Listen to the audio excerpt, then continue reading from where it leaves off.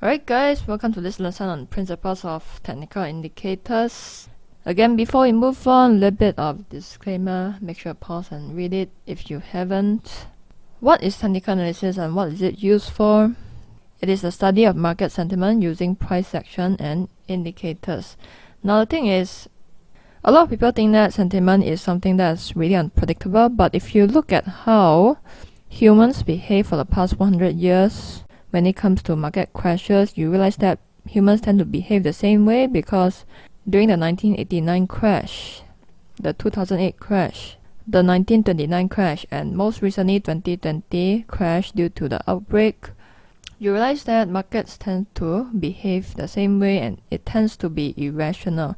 So that's why even if economic conditions change over the past 100 years, but then technical analysis still works because human nature is still the same. The way we behave, the way we react when we are fearful, when we are optimistic, is basically just about the same.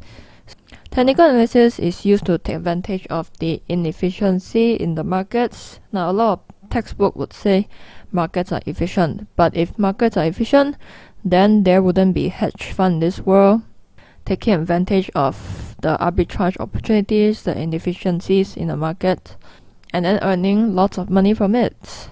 If the markets are efficient entirely, then there wouldn't be market crashes over the past 100 years. So even though the textbook might say markets are efficient, but if you look at the practical point of view, markets are not entirely efficient. Your job as a trader is to make sure that you take advantage of the inefficiency.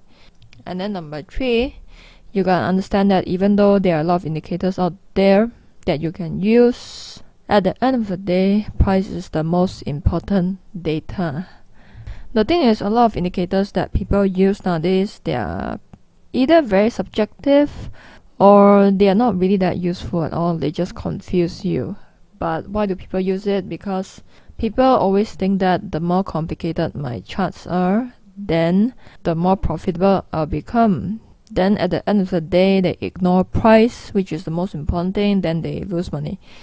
First thing first, you gotta understand the functions of indicators. What are the functions you need to take note of? Okay, when you use indicators, you use it to increase the probability of getting into winning trades. Not to predict the markets, but to increase the probability. Even if all your indicators point you in the same direction, for example to buy, it might still go south because this is just part of trading and there's no such thing as a 100% win rate system. So make sure you put a stop loss, okay? So the second thing is it provides you with entry, take profit and exit signals. Some indicators are used to show entry points. Some indicators are there to tell you when to take profits, and some indicators are just there to tell you when should you cut losses, when should you exit. And then number 3, you can use indicators as a confirmation for price action. So when you are trading with price action, it's good to have additional indicators for you to confirm, but not too many. And then number 4, indicators also help you identify the start of the trend. For example, when you see a moving average crossover, when you see a divergence, which I want to talk more in detail in the next few lessons, basically it tells you which stage of the trend you are in. Are you at the start of the trend, middle of the trend, or end of the trend? And then number 5, it tells you when the trend would reverse. Because as you already know now, trends can either retrace, which is a market correction, temporary market correction, or it can permanently end, which leads to a trend reversal. So one of the confirmations that a trend has reversed is a breakout from a trend line or a support resistance. You also see divergence, you also see moving average crossover. And again, with that said, even if all these things happen, sometimes markets are just irrational, so it might behave the way you didn't expect it. Like I said, no indicator is 100% win rate. That's why risk management is so important. So number 6, it measures the strength of the trend. So one of the ways that you can measure the strength of the trend is to look at the slope of the moving average. The steeper it is, then the stronger is the trend. Okay, some things you need to take note of. The first thing is you gotta choose the right indicators for the right kind of currency pairs, for the right kind of market conditions. Are you trading in a trending market or a ranging market? Because different markets require different strategies, different indicators. So when you see a trending market, you gotta pull out the indicators that are suitable for trend trading. Then if you're in a ranging market, then you gotta pull out a different set of indicators to trade a ranging market. Choose the right indicators for the right time frame. Basically, context is very important. A lot of traders, they like to ask me like, Karen, what kind of indicator do you use? That's not the right kind of question to ask, because it's like you're asking a golfer what brand name golf set do you use. Because in a golf set you use different clubs for different conditions. You don't use the same club all the time, right? So it's the same thing with indicators. You gotta use it at the right place and at the right time. So the thing about trading is not to find what is the best indicator out there, but the key for trading success is knowing which indicator to apply to the right kind of market conditions. That's why a lot of traders lose, because they're just trying to find the best golf set ever, the best quality golf set ever. They're just trying to find the best indicator ever. That's why they lose. And the second thing is you gotta make sure that you use indicators that you're comfortable with using. So during this whole entire course, I'm gonna give you a couple of indicators, and you have to pick those that you are comfortable with using. You don't have to use all, okay? Bear in mind, you don't have to use all. If you use all, it's going to confuse you. So I'm going to give you a variety, and then you learn all of them, and then you pick one which you like. Another important thing, don't go and try to find a magic indicator. So a lot of traders also, they like to ask, what kind of moving average number do you use? What kind of setting do you use? The thing is, there's no magic number, okay? That's why a lot of traders, they just use the default number that's provided by their broker, the software. Like when you open your MT4 and then you insert your indicators, when you see those numbers, you just use them, because that's what a lot of traders use. And it's not about what you use, but it's about how you use it that matters. Me and you, we can use the same number, but you might use it differently from me, I might use it differently from you. And understand that most indicators can be used in all time frames. Some indicators can only be used for shorter time frames. Some indicators are better used for higher time frames. But most of the price action strategy that you learn in this course can be used in all time frames. But like I always said, smaller time frames like minute time frames, it gives you a lot of random noise. So if you want to increase your probability of making winning trades and not getting cheated by false signals, then you need to move to the higher time frames. Okay, and also the good thing about higher time frames is that you don't need to put in that much screen time. So if you're a busy person, also move to the higher time frames. Don't scout the small time frames. It's just not worth it. So number 5, don't use too many indicators to analyze. I will classify the indicators into a couple of groups, okay, later on. And then you can just pick one from each group. You don't need to pick like 3 from each group, 4 from each group. It's just redundant. It's just going to clutter your entire chart and then make you really confused.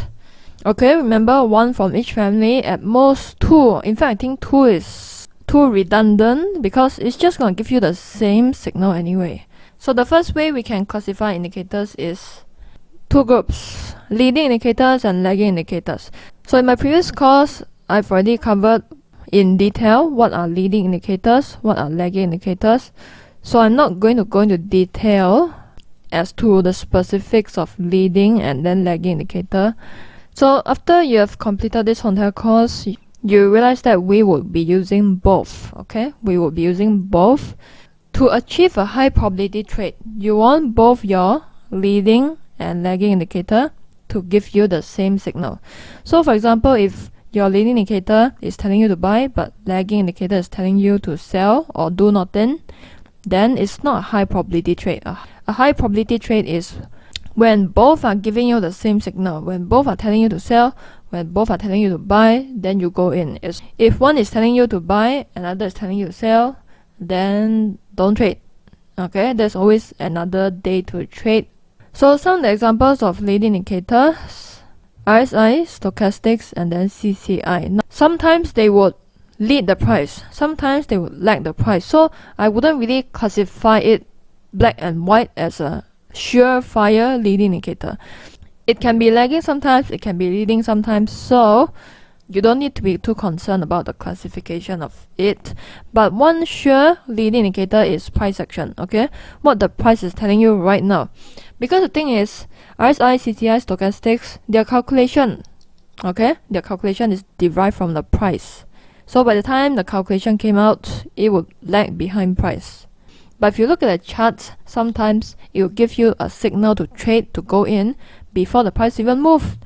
In this entire course, I'm going to cover in detail RSI, CCI, and stochastics and price action, and then how to use these in combination together to give you a high probability trade.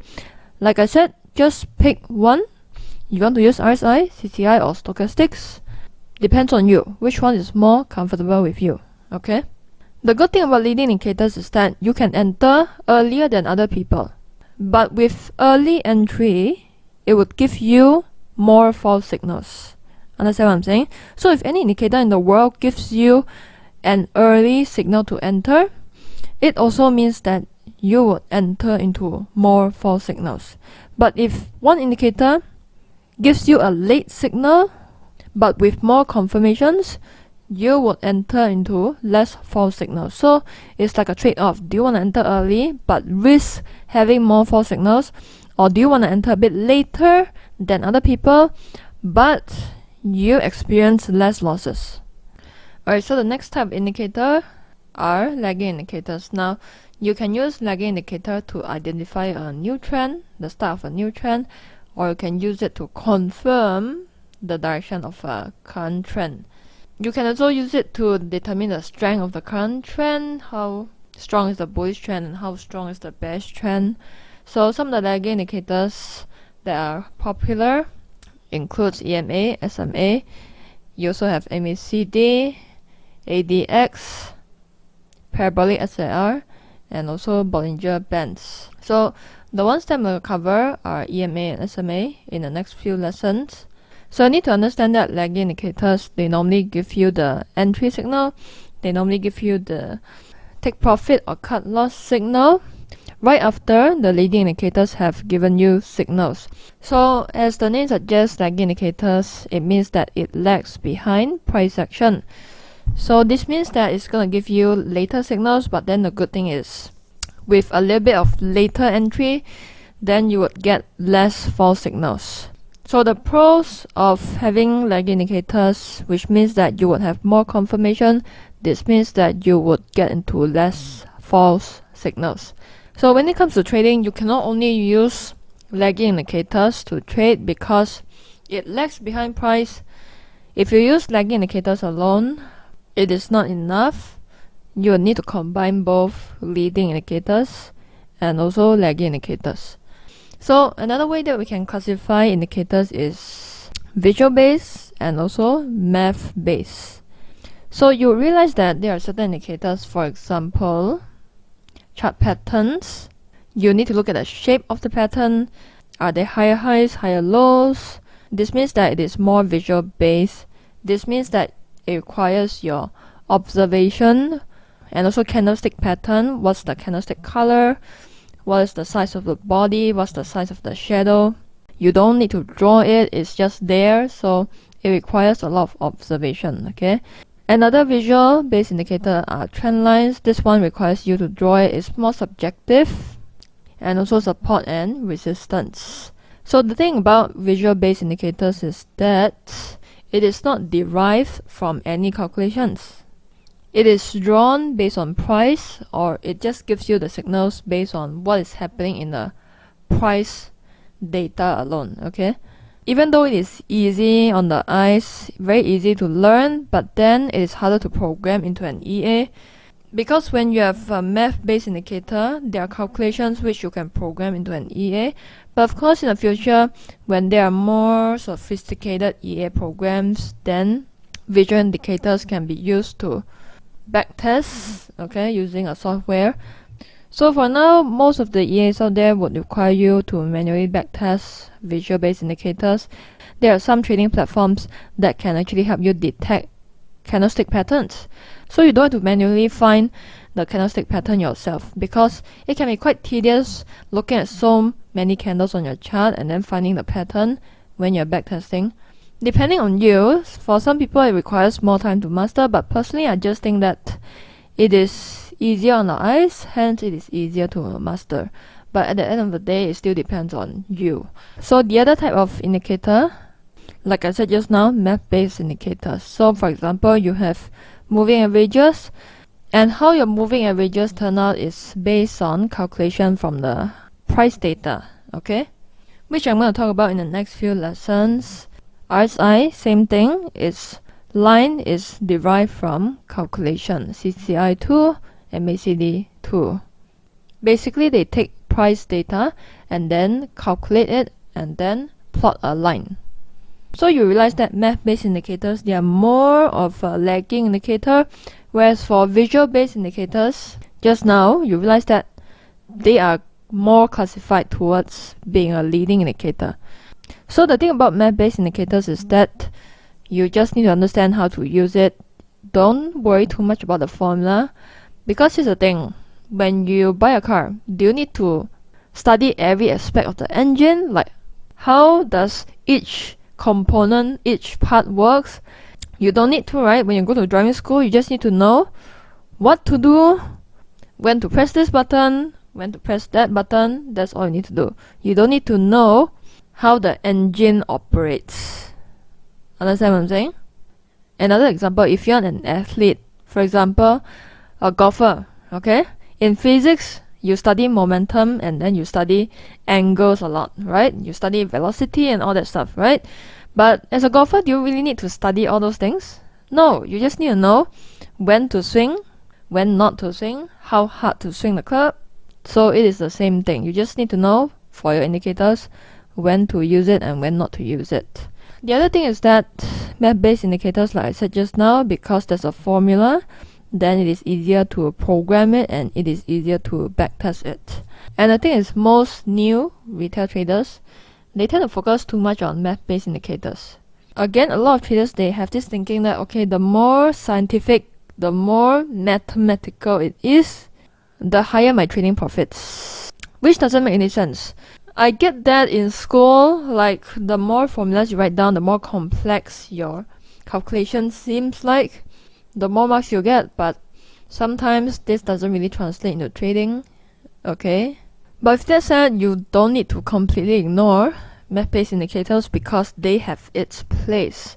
What I'm saying is that you don't put your entire focus onto math-based indicators just because it looks sophisticated, just because there's a calculation behind it. The most important thing is price data, okay? The most important thing is the current data. When you buy a watch today, do you want to buy a watch that calculates the time for you? Like, it takes the current time, divide it by this number, times this number, times that number, plus this number, then it gives you the answer. No, you want a watch that gives you the current time. That's it, straightforward. Hopefully this gives you a clear idea about the different indicators that you can use and the different indicators that are available out there. Like I said, don't pick all of them and clutter your chart with everything just because I teach you everything. Just pick those few that you feel is comfortable, which I'm going to talk about in the next few lessons. So I'll talk to you in the next tutorial. Bye.